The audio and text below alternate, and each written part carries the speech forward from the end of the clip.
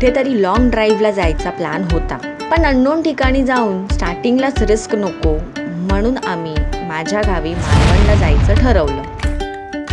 योगेश जळगावचा असल्या कारण त्याला कोकण फिरायची खूप इच्छा होती. मग काय आमचं लगेच ठरलं आणि बॅग पॅक करून आम्ही पहाटे 4 वाजता निघालो आमच्या फर्स्ट लॉंग राईडला.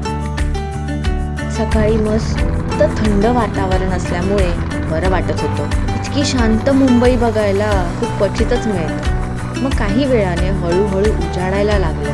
आकाशाचा हा ऑम्ब्रे इफेक्ट पाहून मन भारावून गेलं होतं. पण भुकेमुळे पोट जोरात आवाज करायला लागलं होतं. पनवेल क्रॉस करताच कामोटेजवळ आम्ही एका रेस्टॉरंटमध्ये थांबलो. मस्त फ्रेश होऊन गरमागरम मिसळ पावचा नाश्ता केला, कारण पुढे कधी कुठे खायला मिळेल हे माहिती नव्हतं. तर पोटभर नाश्ता करून आम्ही निघालो आमच्या पुढच्या प्रवासाला. आमचं टार्गेट होतं कडक ऊन यायच्या आधीच आपण आजच्या स्पॉटला पोचायचं आहे, तेही एनर्जी लेवल ड्रेन व्हायच्या आधी. तर सुमारे 120-150च्या स्पीडने आम्ही पोचलो रत्नागिरी जिल्ह्यात. कंटिन्युअस ड्राईव्ह करून अंग एकदम सुन्न झालेलं आणि अपेक्षेपेक्षा लवकर पोचलो होतो आम्ही, म्हणून म्हटलं आजूबाजूचे 1-2 स्पॉट फिरून घेऊया. तर फिरत फिरत आम्ही पोचलो परशुराम देवस्थानी, जे चिपळूण शहराच्या अलीकडे 10 किलोमीटर अंतरावर हे मंदिर आहे.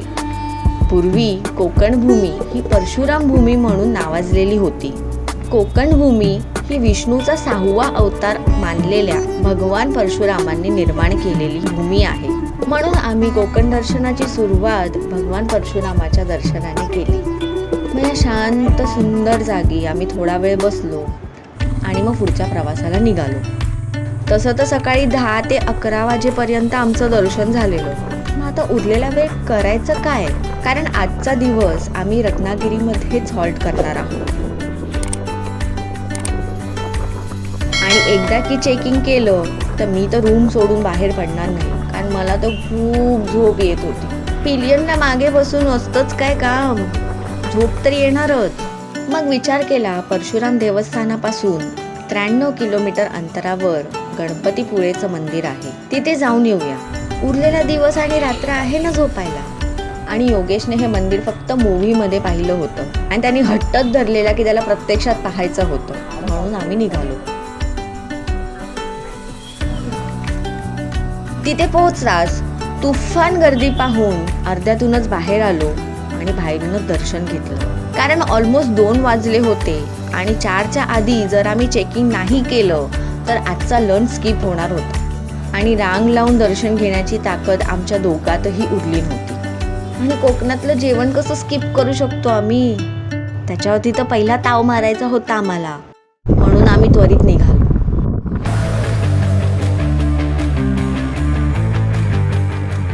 सो फायनली आम्ही पोचलो आमच्या सुंदर अशा स्टेला, जे पालीमध्ये आहे हातकांब्याजवळ.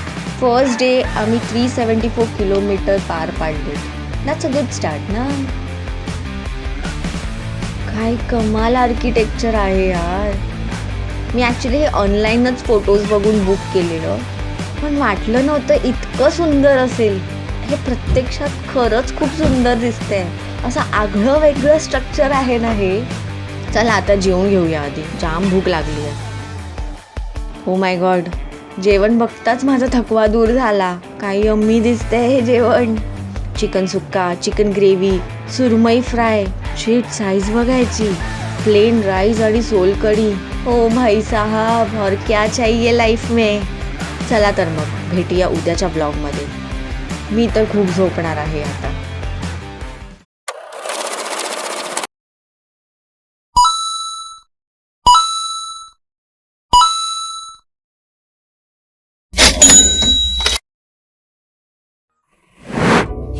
चॅनल सबस्क्राईब करायला विसरू नका हा.